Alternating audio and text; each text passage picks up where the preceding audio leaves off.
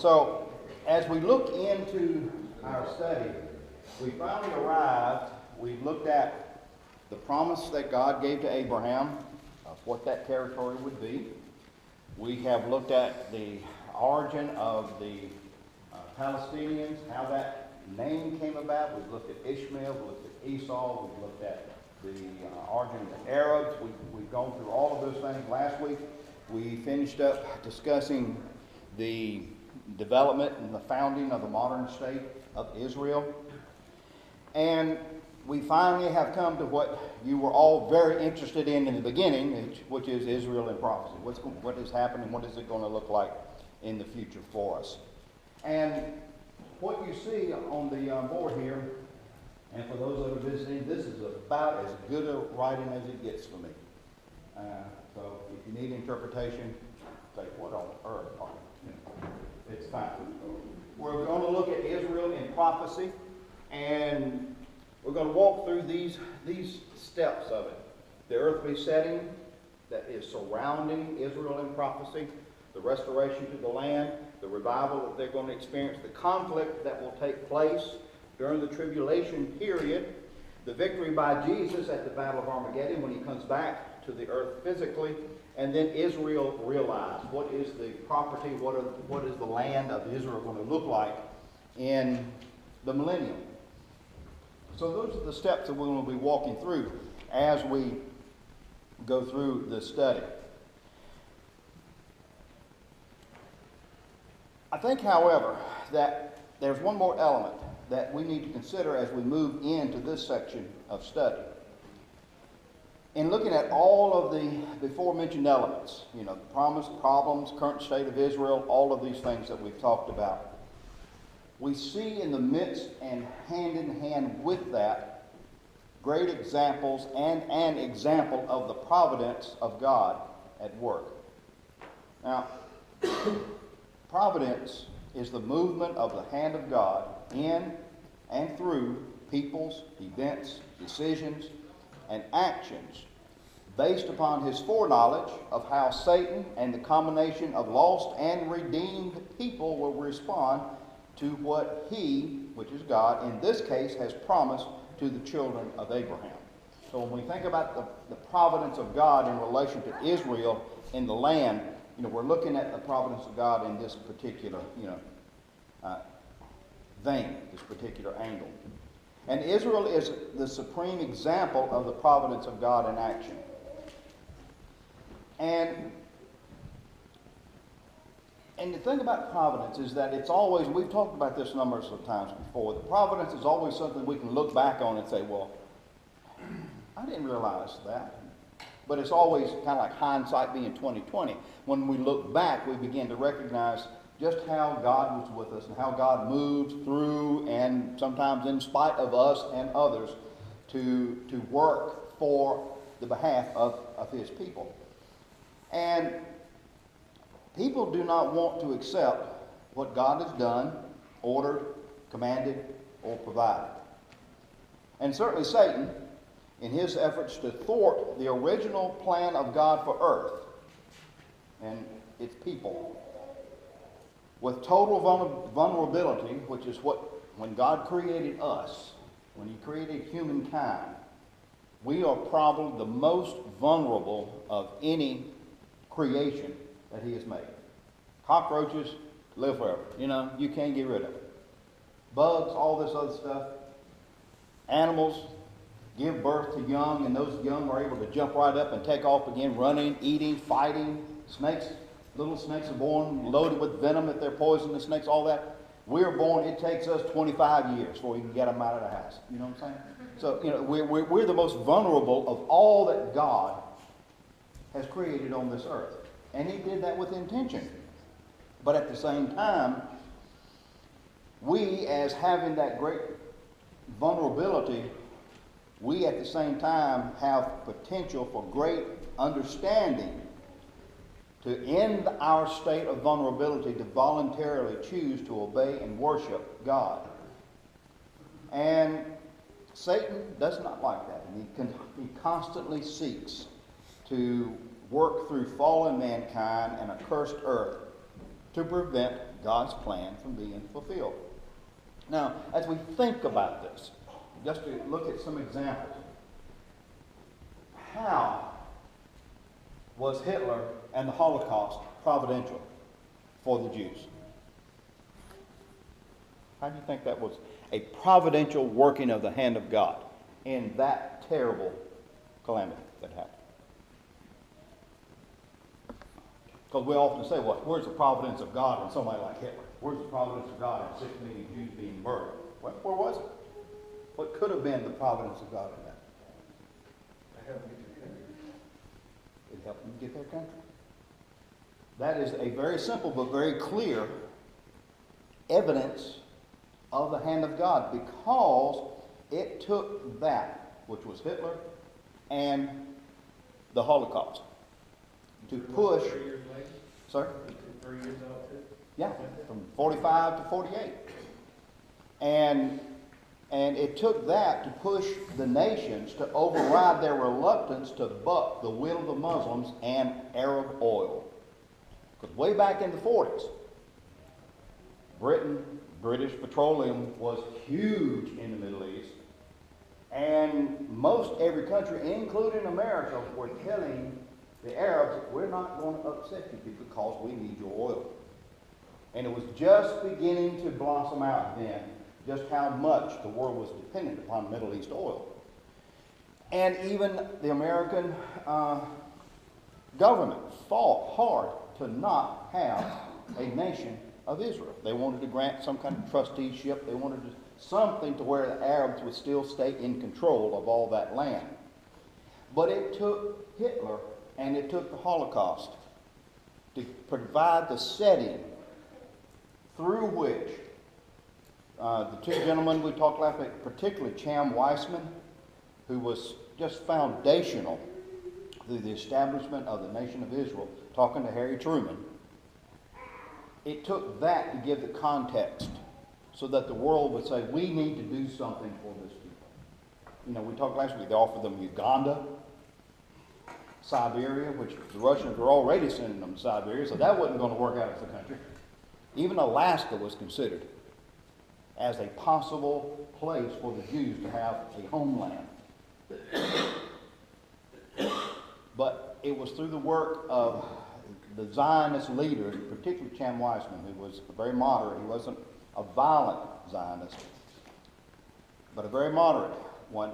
It was through their work that they were able to get the world's opinion to say, yeah, we need to do this. When the founding of the state of Israel was politically hanging in the balances, Chaim Weissman stated to Harry S. Truman that the choice for the Jewish people, I'm reading a quote here, is between statehood and extermination. And here it is. History and providence have placed this issue in your hands, and I am confident that you will yet decide it in the spirit of the moral law. And this was quoted in a book entitled A Safe Haven by HarperCollins.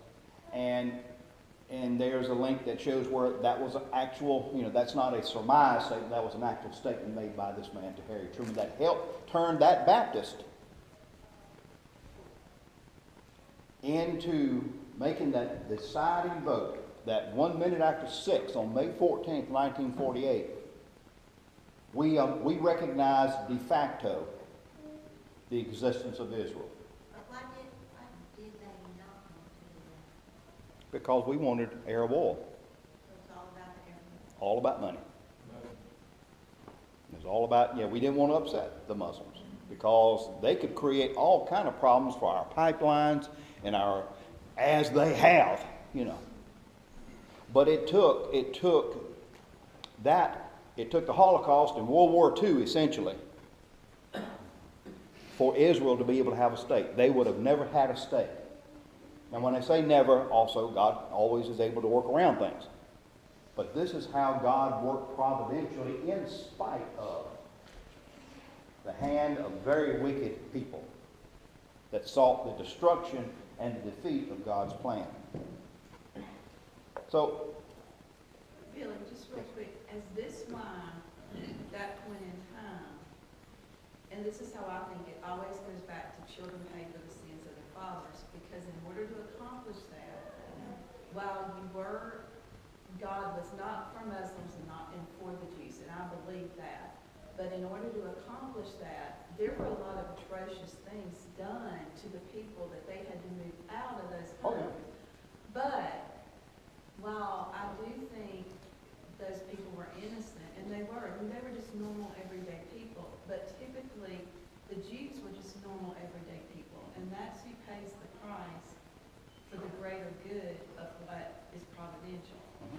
Because that's how and now I can explain it better than I could because I've been reading it, is that a lot of innocent people were harmed, and they did almost, the parallel thing is, almost what was done to the Jews was done Oh, yeah. to the people that lived there. The groups, the gangs in Israel, Stern was one of the groups. Ergun, I-E-R-G-U-N, I think was another one. And then you had the Israel Defense Force, which was called the Haganah. I mean, Menachem Begin, several of these Israeli prime ministers, these were terrorists. Right. These were people who blew up bridges, blew up buildings. At one point, the Jews were going to blow up I think it was the King David Hotel in Jerusalem. They had stocked tons of explosives in the basement of that building to blow up all the European leaders that were there visiting to see whether they were going to make, because they wanted to make their statement. So yeah, So the that Jews down. would be just as nasty as the Arabs as far as blowing stuff up on each other.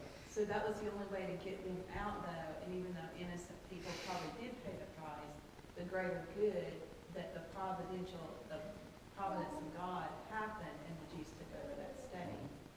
Yeah. And so that's kind of how you explain that. Yeah, because people will continue to do what people want to do.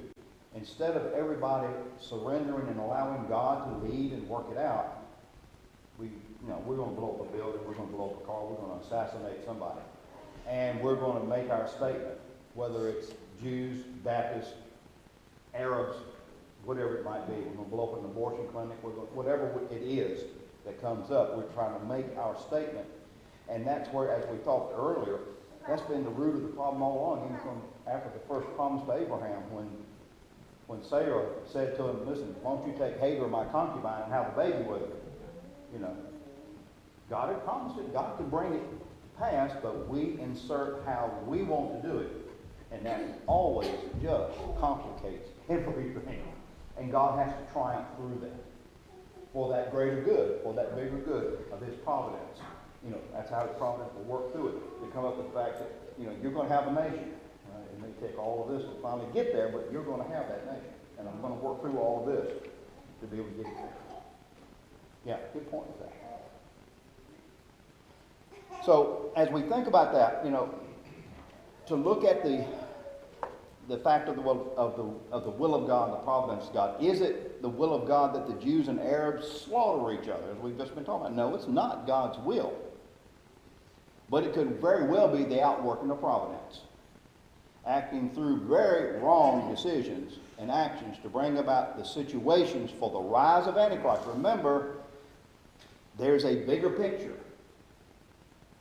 There's a bigger picture that's coming for the rise of Antichrist and the rebuilding of the temple. I said it years ago, and have said it several times since, but probably one of the greatest instruments that Satan has used, and the providence of God is working through in spite of, was 9/11 and what Bush did in response to that.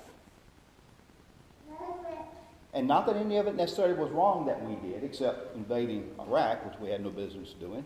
As Bush said, that was his mistake. He actually said it. I heard him say it. He was wrong in saying there's weapons of mass destruction when there weren't any. And we took over a country, and we really helped them a lot, didn't we, by doing that. But it became one of the greatest instruments, in my opinion, which that and $5 will buy you a cup of coffee at Starbucks. But in my opinion, it's one of the greatest instruments for Satan and the providence of God to bring about Antichrist. Now, Bush was a Christian as far as I know. So even even Christians can make some stupid mistakes. You know what I'm saying? And one of the things that often lead to mistakes as far as leadership goes is who's talking to leadership. Who is providing them the information that leads them to go this way when really they should have gone another way. You know, so that when you start talking, blending politics and all that together, there's a whole lot to look at. But in the bigger scheme of things, all that is happening, all that is continuing to happen, is truly instrumental as well as providential in what is happening in the world. And I think the rise of Antichrist and rebuilding of the temple.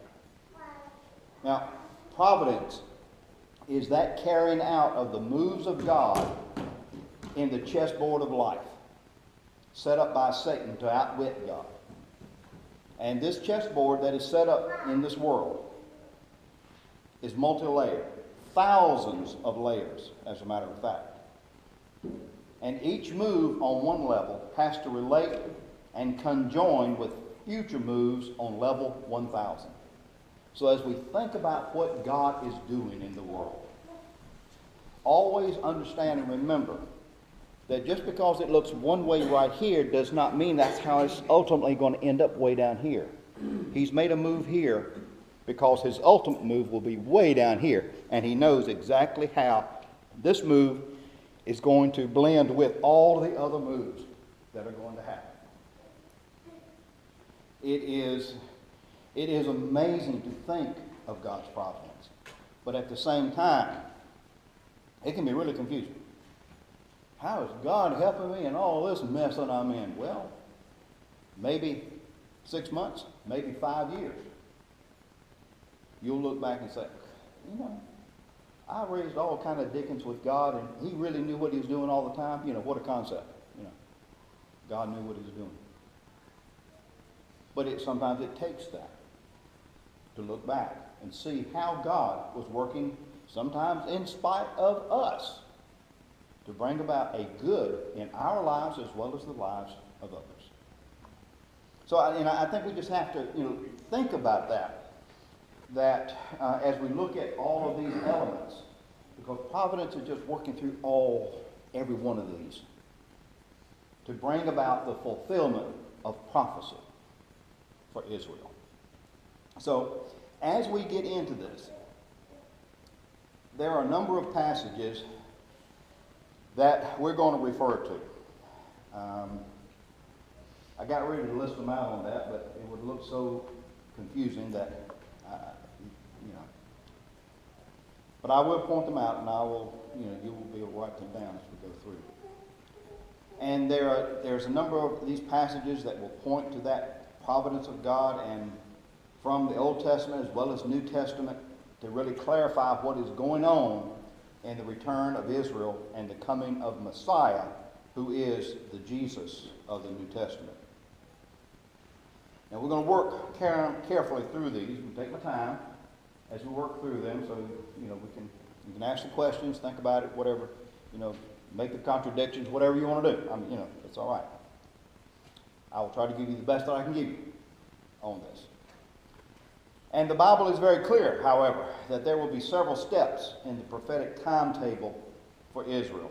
They're simply stated, yet the timing and the fulfillment of all these things is working with and through the providence of God. So, what is the earthly setting? It's going to be current at the time of the fulfillment of God's promises to Israel. So let's think about the earthly setting. And it's important to understand the contextual setting for the return to the land and the restoration of Israel. The restoration of Israel is a marvel within the general situation of what is occurring in society and earth when that happens. And there's several things that stand out to us. The general setting of the earth for Israel's return, as set out by Scripture, is, and this is where we're looking right now. The earthly setting you have in Scripture, and we've talked about this a lot, but it's worth looking at again.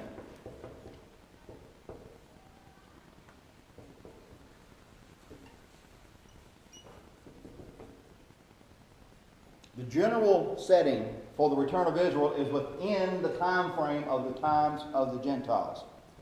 Now, Luke chapter 21, verse 25 and 26 is the passage from which Jesus talks about Jerusalem being destroyed and being trampled on and conquered, and will continue until the times of the Gentiles are fulfilled. Those times, as we've talked about within the last couple of weeks, began with the fall of Israel through the Assyrian and Babylonian captivities.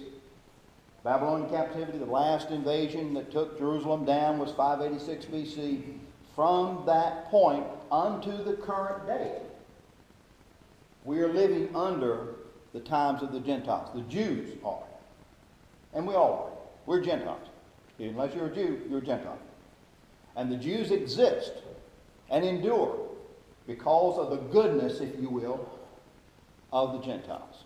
And we've already talked about how it took Hitler and the Holocaust to get the goodness of the world to give the Jews a homeland. So when we think about the goodness of the earth, it is not exactly good as they're doing wonderful things for the Jewish people. The Jews, and this is also validated by Ezekiel chapter 36, verses 8 through 13, verses 20 through 24. The Jewish people will be scattered and scorned by the nations of earth because of their own failure to be the people of God. This is what Ezekiel chapter 36 brings out for us. So, Ezekiel 36 and verse 8, beginning, this is New International Version. But you, O mountains of Israel, will produce branches and fruit for my people Israel, for they will soon come home. This was stated during the time of what began as the Babylonian captivity. Ezekiel was in captivity himself and saw the vision, received the word from the Lord. They will soon come home. And I won't read all of that, but it goes right on down through verse 13, and then there's really this whole chapter, but I'm selecting these particular verses. And if you go to verse 20, and wherever they went among the nations, they profaned my holy name. That's the Jewish people that are scattered. For it was said of them, these are the Lord's people, and yet they had to leave his land. They profaned his name. He put them off of the promised land, and they've been scattered throughout the earth since. And they have profaned the name of the Lord, because everywhere they have gone, these are the Jews. You remember, they killed Jesus. Not only had they profaned the name from the Old Testament, but even through the New Testament era. Jews killed Jesus. So kill Jews. What's the problem? You know. And that's how the earth has looked at it. And they have brought it upon themselves, yes. But God in his timing will by his own decision, and will bring them back to the land promised to Abraham. Look at verse 21. I had concern. Now they have profaned his name all around the world. I had concern for my holy name, which the house of Israel profaned among the nations where they had gone. From 586 to today, virtually. Therefore, say to the house of Israel, this is what the sovereign Lord says. It is not for your sake, O house of Israel, that I'm going to do these things, but for the sake of my holy name, which you have profaned among the nations where you have gone. I will show the holiness of my great name, which has been profaned among the nations, the name you have profaned among them. Then the nations will know that I am the Lord, declares the sovereign Lord, when I show myself holy through you before their eyes. Verse 24. I will take you out of the nations, and I will gather you from all the countries and bring you back into your own land. And God did this. If Israel being established as a state in 1948 is the fulfillment of the prophecy of God, if that is fulfilled prophecy, it wasn't because Israel and the Jews were so good. God did it for his own name's sake. It goes back to a lot of what Matt preaches, you know. You don't earn your way to heaven. You don't work your way to heaven. You're not good enough to get to heaven. God in his mercy does this for you, simply because he loves you. Same thing for Israel. I mean, it's very clear there. And this timing by God will be as the end of the earthly system arrives. Now, give you another passage of Scripture here. Daniel chapter 2, verses 32 and 33, verses 41 through 44. Now, for those of you who haven't experienced my artwork, you're going to have some impromptu artwork here. And get a load of this, y'all.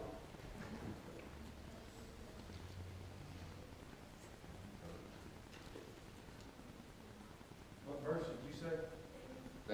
Daniel chapter 2, verses 32 and 33, and verses 41 through 44. 2, 3, 4. When I start talking, it's kind of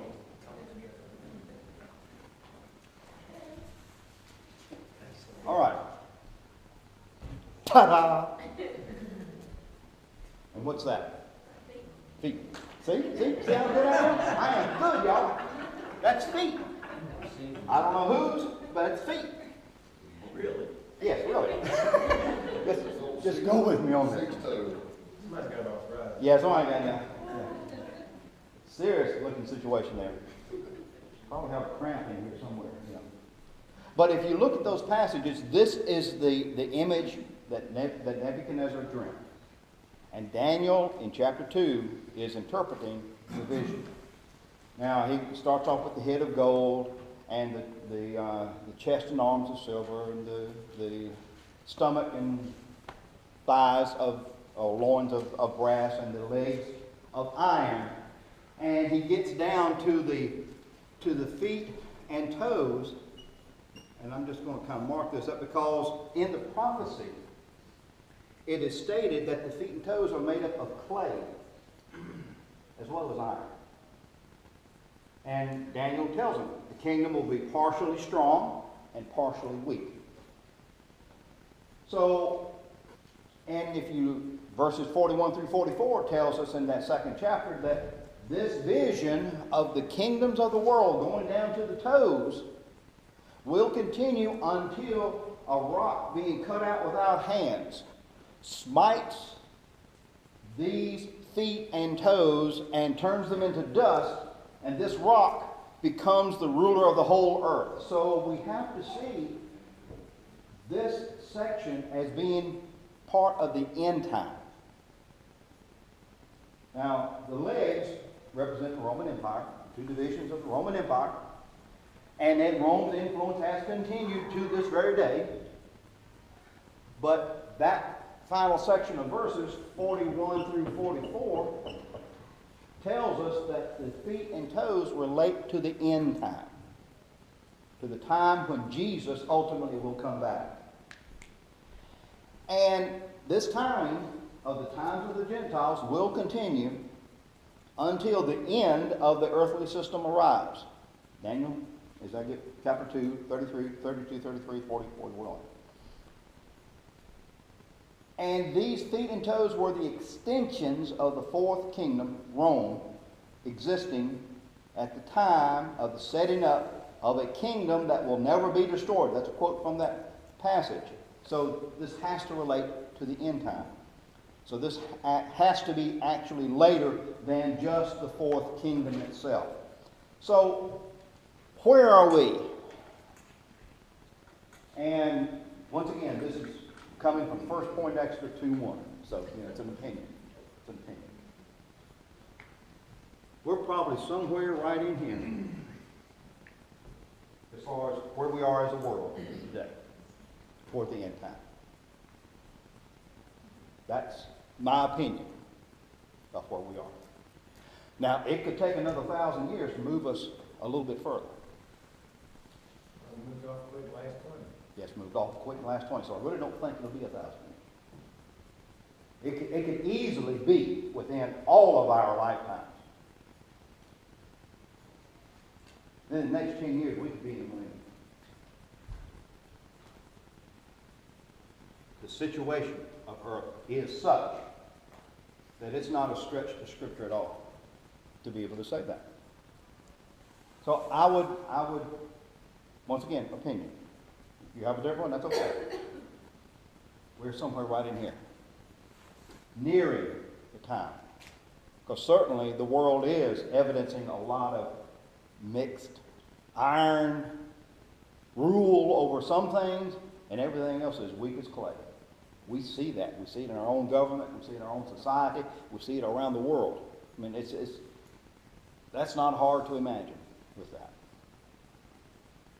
So the entrance of Israel into the land is a sign of the approach of the coming of God to create His kingdom on earth. If 1948 is fulfilled prophecy, and we've talked about how it might not be. It looks really good, though. Then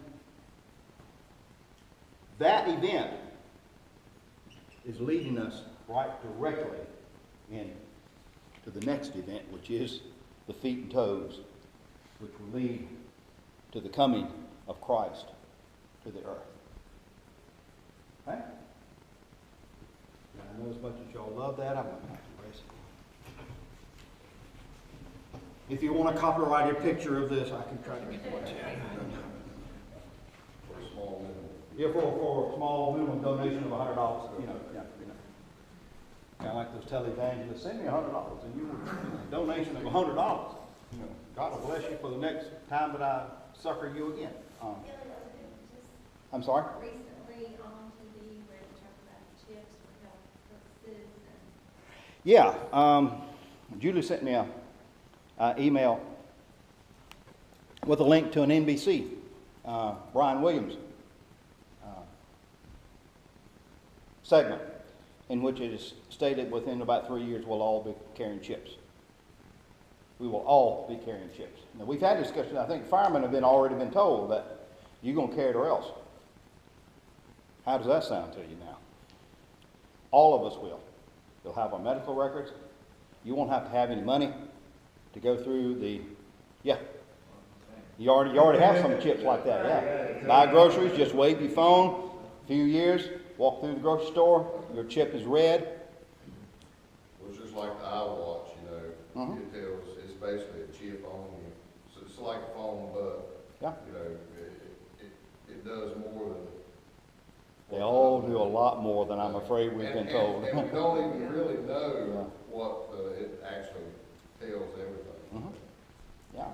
But isn't it funny that the marketing reviews are kind of mixed on the iWatch? You know, it didn't go over like they thought it was going to. The phone, yes, the watch, and I think that's kind of interesting that it did not go over well. I think, and once again, here's opinion, and I'll be very careful to try to separate Scripture from opinion. You know, it's just interesting that of just how ISIS is operating and how rapidly they have taken such a large part of that area in Syria as well as Iraq. They're being pushed back. We're bombing the dickens out of them and stuff like that. And that's a good thing. But at the same time, their agenda, and there's what's the other group now? The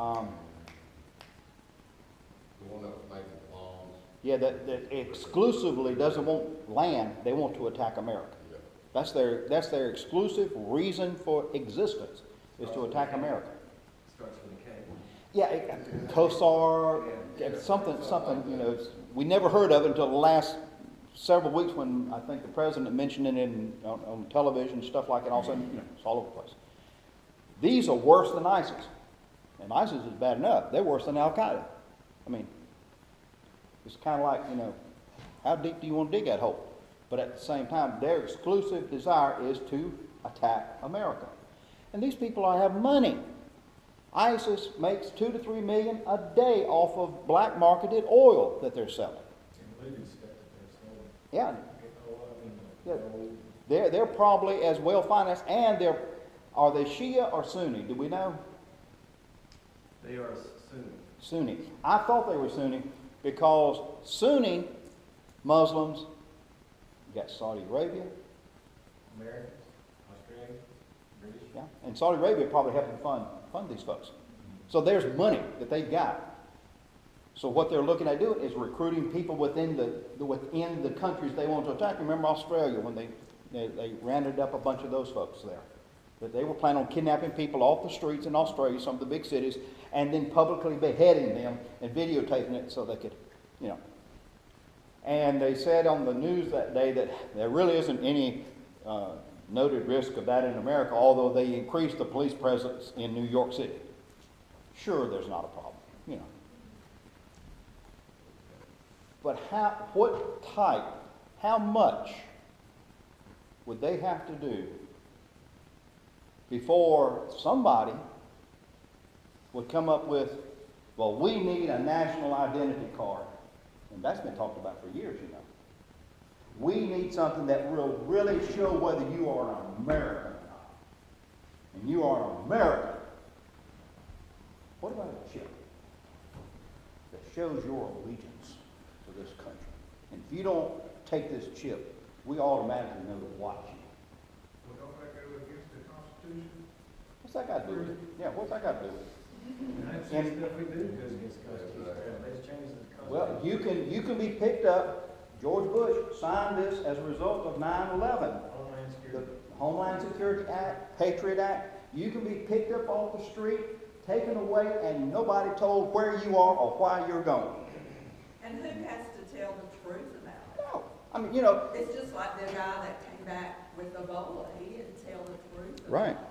You know, so it's a matter of, okay. Satan is working this thing to shake it all up, and God's having to work providentially through it. But all of these things will move us into those tootsies that we just had on the board here. And most of us, if something serious happened in our country, we would vote for that identity card. We would vote for that chip. We would say, we've got to do something about all these people coming over here. We've got to do something about this. Bill, So, who has come up with the definition of the marketplace? How Scripture. do we know what it is? We don't. Everybody's assuming it's all these things, but how do we know? No, we don't. And I think that's one of the things that is, We're supposed to make a decision whether we take it or not, so how do we know? I think part of the decision to take it or not will be based upon your allegiance. You will voluntarily surrender to the control that will be exerted on you through, if it's a chip, through that chip, or through that card. You will have to voluntarily. You know, Satan's not going to slip this in over and all saying, okay, nah, I got you. No, it's going to be something to where you're going to have to voluntarily. That's why I know it's the Scripture. mark of the beast. There's no way you can be condemned to hell by tagging if you don't know that. That's So I'm saying it's got to be pretty clear. Yeah, I mean, It's gonna be typically we What's going to voluntarily clarify it, though? follow the laws of this nation every day. You know what I mean? Like, we don't go out and murder people for the sake of murdering people. We don't go out and just. Well, some of us don't. but- Okay, most people Yeah. voluntarily follow the rules of this country every single day, Yeah. right? So if the rule of the country was to have something like that, what would have been different than the rules that are already in place in that sense? What makes that any different as a mark of the beast? What you're saying is something that you voluntarily take. It's because of what you've got to voluntarily surrender yourself to. Because when Scripture tells us in Revelation that those who take the mark are cursed by God. You know, they have aligned themselves with Antichrist and against God, and there is no salvation for them. What makes that is that voluntariness, that willingness to surrender your will, to surrender your mind, to surrender your heart, your being, your psyche, to the control of the person who is issuing whatever it is that is issued. And when we went through Revelation, we talked about it. You know, the man that I often refer to, who has come up with a lot of things, says that we would be able to, at some point in time in the future, get rid of actually having to have certain bodily organs, because these nutrients and oxygen and air could just be infused into us through little nanobots. And there's people, There's one professor in Texas that is supposed to be the largest car dealer in the world. At that time, this has been some years ago, he had like 100 trillion vehicles. They were all nano-sized. Little things that could carry a molecule of oxygen, a molecule of blood through your system. And it would move, you wouldn't need a heart, because it would move because of the power of just the electric energy that is within your body. This stuff is being worked on in our country and has been for a number of years now. But at the same time that would take that, the nutrients, the food, the air, you've got to surrender. You've got to pledge yourself to this leader. If she gets mad every week and leaves like that. Just stomps out of here like that. It's happened before, believe me. But at the same time, whenever this is provided, ever how it is, and I think that's one of the mysteries of Scripture, we know that there's a mark that talks about the supremacy of the number of man, 666, the ultimate number of man. Man is God. Ray Kurzweil says, when he was asked the question, do you believe in God? He said, not yet. And he says, mankind will be able to control the entire future of the cosmos, the entire universe. That sounds pretty godlike to me. He does not believe in God. He is a very wealthy, extremely intelligent Jewish man. One of the most unnerving books I've ever read is The Singularity is Near. It is so far over my head in a lot of places, but when he is clear, he is scarily clear. And P.W. Singer said, he worked in the Obama administration, he referred to Ray Kurzweil as one of the good guys. He's one of the good guys. So at some point, whenever we reach the place that we're down into the tootsies, headed toward those 10 toes, we are going to be offered. Just like Shadrach, Meshach, and Abednego were offered. Now, you can either, fall into the flame or not. I'm giving you a real option. And who is that God that will be able to deliver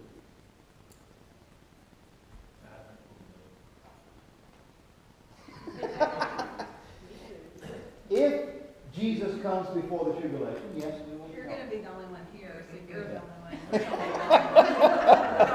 For those of you, that'd be what Brown says. He's ascended up in heaven. He won't be looking at Jesus and saying,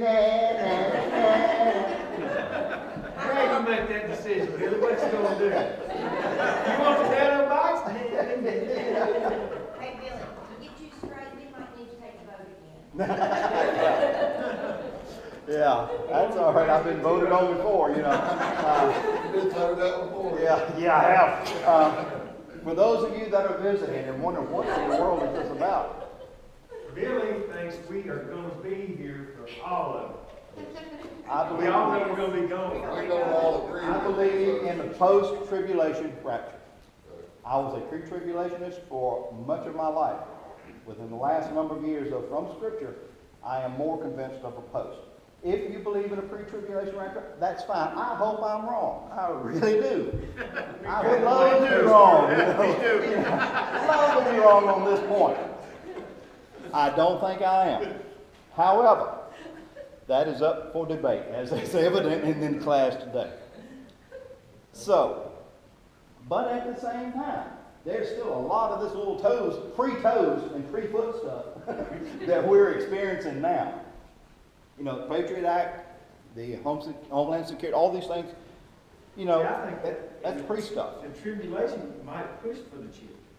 And it's going to make sense, because all the ones that saved is gone. So now you say we've got all these people that's disappeared. We think he was ISIS or whoever. So we need to chip everybody so the next batch gets kidnapped and we'll know where they're at. Well, these people ain't going to be saved. They're going to be coming in going, oh, right here in Florida. I don't care how it's going to go. I think then it's going to make sense. You got too many Christians right now. There's going to be a lot of pushback. I agree. There's a lot of Christians now. Yeah. But if all a lot the of Christians are pushback. gone, and you just got a few people just riding the How, road. how has that worked for some of the other things we've stood against? Well, and part of it is gonna be governmental control, like on, in my case, they'll put the pressure on me because they'll say, do you want insurance for your wife if something happens to you? Do you want to be covered? Do you want her to be left without anything? Well, medical care, I mean, now we already get a palm scan, I mean, if you want, It's we're gonna moving to be. socialized medicine, if you wanna receive health care, then you gotta have a chip, Yep, yep. or you're out. And the thing about it is, you know, as we get acclimated to that, and I know I'm over my time, I'm gonna wrap up. As we get acclimated to that, all of this stuff is unnerving and irritating, but it's at the point to where you have to pledge your allegiance. You have to surrender what is your faith in Christ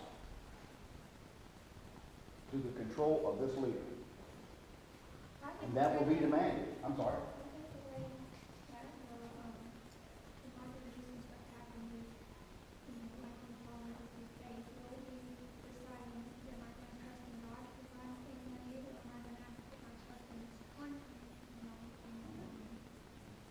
And it may not be the country, it may be the new world order, because that's what you'll start seeing. Yeah. You'll see one money, and that's good in Tibet, it is in America.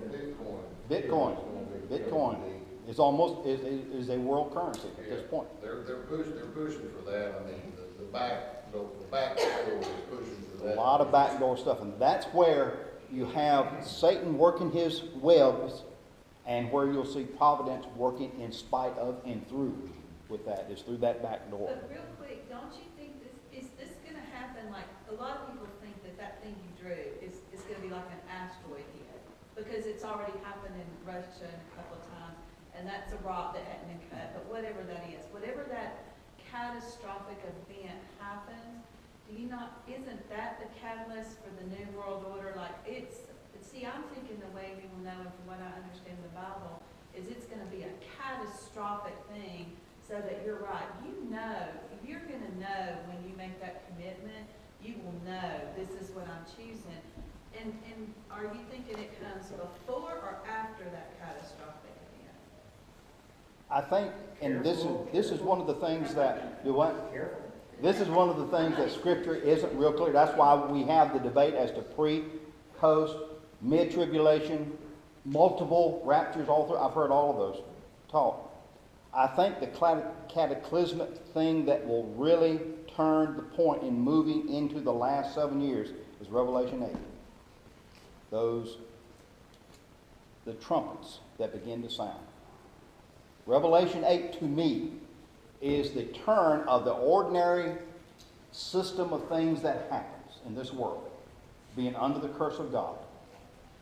That will turn and intensify, because you have hail and fire mingled with blood. A third of the trees were burned up. Green grass was gone. Something like a huge mountain was thrown into the sea, an asteroid possibly. And a third of the sea turned to blood. A third of living creatures were killed. A third angel sounded, and a great star blazing like a torch fell from heaven. A third of the rivers, springs of water, Tunguska, like happened in Russia. Huh? Or a nuclear bomb. It doesn't, it gives you enough to say, okay, this is, but it doesn't say this and this and this. Because if Satan knew what God was already understanding, he would try to do something different. It's like global warming. Huh? Could be global warming. Yeah, there you go. Could be global warming. Work this morning, isn't it? And the thing about it is, and I'll wrap up with this part of it. I heard something on one of those science channels the other day. Was it 1853, 1859? There was a solar storm, one of those solar things came out, and it fried all of the lines and so forth that had been built for telegraph. And it was a minor disruption back then. Same people talking said if that same type of storm that happened in 1853 or 59 hit the world today, from 1/3 to 1/2 of the world's population will die. And it'll take 10 years to even begin to rebuild the electric grid that we all trust in right now. Now, Could that be? Could that be the blazing torch, a solar storm? I don't know. But that chapter 8, when you begin to see these types of things happen with the consequences, you know, Hurricane Katrina, I really loved what the guy said when they asked him, do you think Katrina was a judgment on America by God? And the guy said, listen, if God was going to judge America, it'd be a whole lot more than just New Orleans would be hit. You know, I thought that was a great answer. No, Katrina was nothing compared to Revelation 8. So that is the cataclysmic thing that will push us and will really begin to move. That you'll see Antichrist rising to the top of leadership, whether it's political, economic, whatever it's going to be. He's going to rise to the top as a result of chapter 8. And we'll move into chapter 11, which is the first 3.5 years of that. Then at the second half of that is when you see everything go south. So, and we'll touch on all these as we walk through these parts. Thank you, and it's 25 after, so you know, that's when I wonder where everybody went. You know. But thank you. Thank you to our visitors. Y'all let them know that you appreciate them being here. And hopefully we didn't run you off.